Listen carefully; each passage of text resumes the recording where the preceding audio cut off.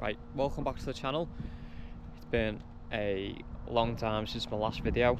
I thought I'd do a quick sort of channel update, as I've not really been active a lot. I've kind of done 2 videos and then disappeared. So I'd like to just do a quick walk around the things I've done to my golf, sort of what's happened, what's gone on, what I've done, and the things that are coming up in the future. So as you can see from the last couple of videos, a couple of things have changed. Decided to buy a new set of wheels. So these are the Two Forge ZF6s, I believe. I can't quite remember. So these are 18x9s, and I think they're ET45. So gone for the silver because seeing them on a car and I thought they look amazing. So bought these. Did get a stud and nut kit as well for them, just with wanting to do a couple of track days. It'll make life a bit easier, taking them off and on, and changing out the brakes and things like that. So that's one sort of major change to the car that I've done, and personally I think it looks incredible, because the standard wheels looked okay but they weren't my cup of tea, so quite thankful I changed them. Now Sunstrip has gone. Unfortunately that did come off on the way home from work. Now that is going to be replaced, I just haven't put it on yet. So going round, yeah, and we've got the wheels on the back. Back still the same. It's got a Club Sport style spoiler. Obviously not a real one. Fitment is okay, but I didn't do a very good job of putting it on properly. So it's not the neatest, but it does look quite good. And then there's the Aero style diffuser on the back. Do need to get those exhausts changed because they are quite small, and the system is still standard size, so it does go from a 3-inch to a 2.5, which I'm not too keen on, and I am looking at getting that changed at some point in the future. Another big change to the car that I've done is the interior. That now if it's open. So got rid of the standard seats and put 2 bucket seats. I know they are different. Did buy this one first. This was off Facebook. You can see it's got the tartan style. It's been sort of retrimmed. It's not the best condition seat. It is a little bit faded in places, and I would like to try and get this looking somewhat new, and unfortunately it didn't come with the bottom cushion, so I have had to buy a new one, and it doesn't fit and it doesn't match, but it doesn't really matter. And again, I did buy a brand new seat, so it is a different style material, which I didn't realise, but it does look quite good. So I don't know whether I'd try and match it with the other one, I'm not too sure. And the rear seats have gone. So I would like to get some sort of brace in the back and get a seat delete, which will make the rear of the car look 10 times better. So another sort of change that's happened since the last video, I know it was months and months and months ago. So the car has now been tuned. So I think it made 310 brake horsepower at the wheels, so I think that was somewhere between the region of 350 to 360 from the crank. So that has now been done, and I've got to say the car does feel very, very quick. However, it does like to spin up in the wet, like today. It's very damp on the roads. So it doesn't like to hook up in first, second, but as soon as it gets the power down it does go. Another change I've made with wanting to do a couple of track days this year and moving forward, did get a racing line catch can put in.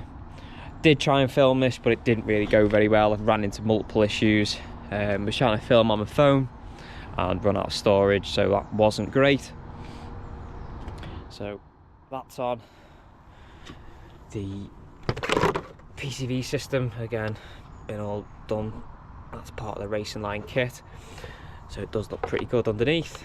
However, you can't see most of it because it's under the engine cover. Oh, it's a nightmare to put back on.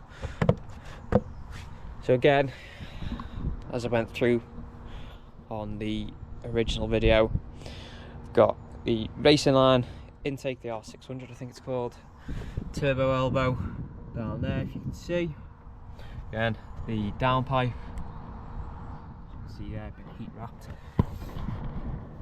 Do have a intercooler, which you won't be able to see. That's a DO88 I think.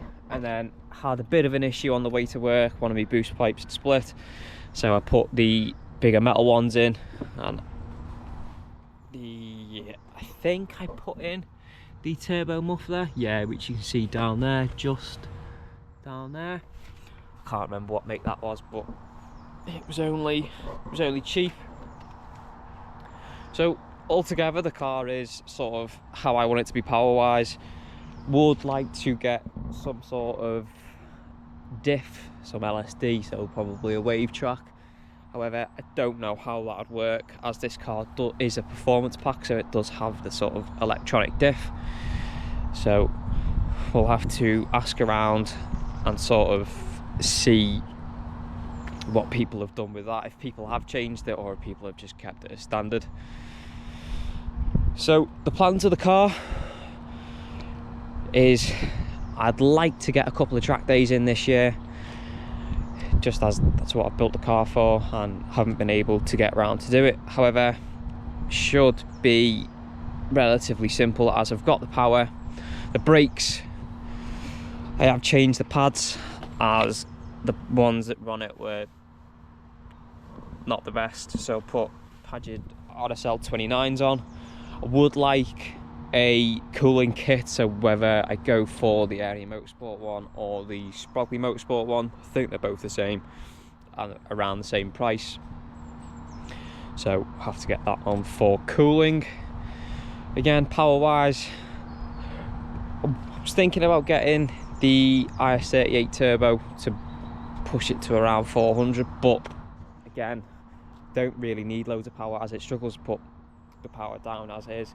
So any more will just probably make it undrivable.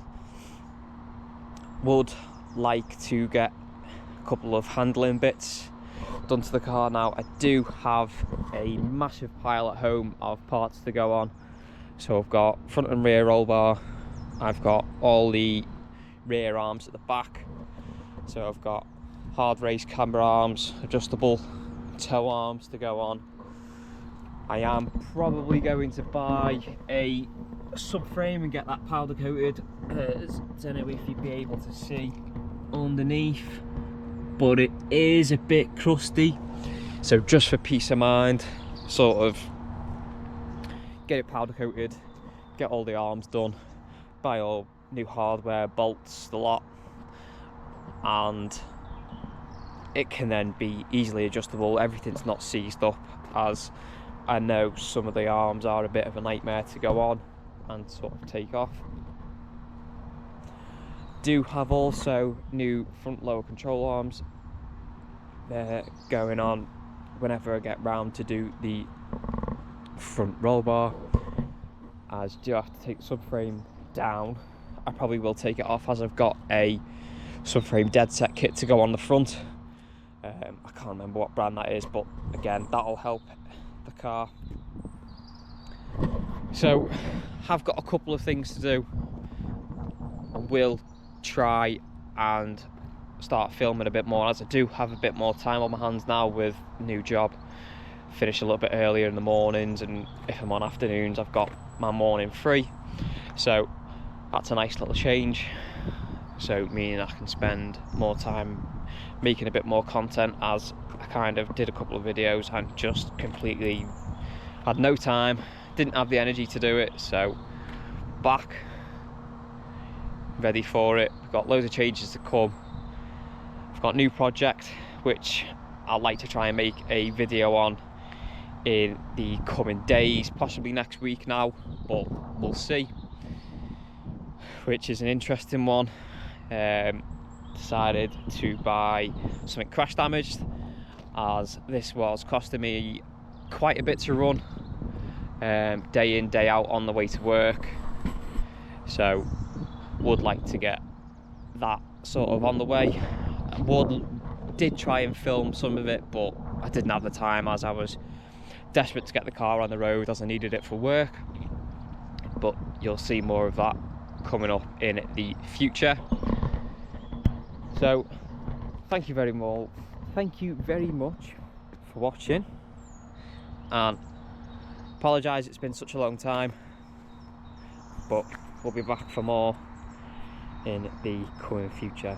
See you all later.